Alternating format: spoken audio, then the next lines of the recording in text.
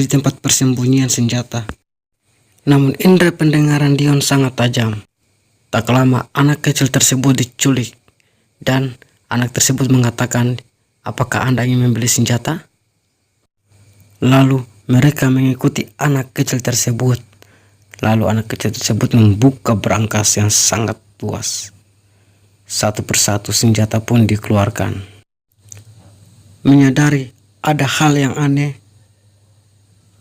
Dion menyandra anak tersebut dan menyuruhnya untuk digeledah.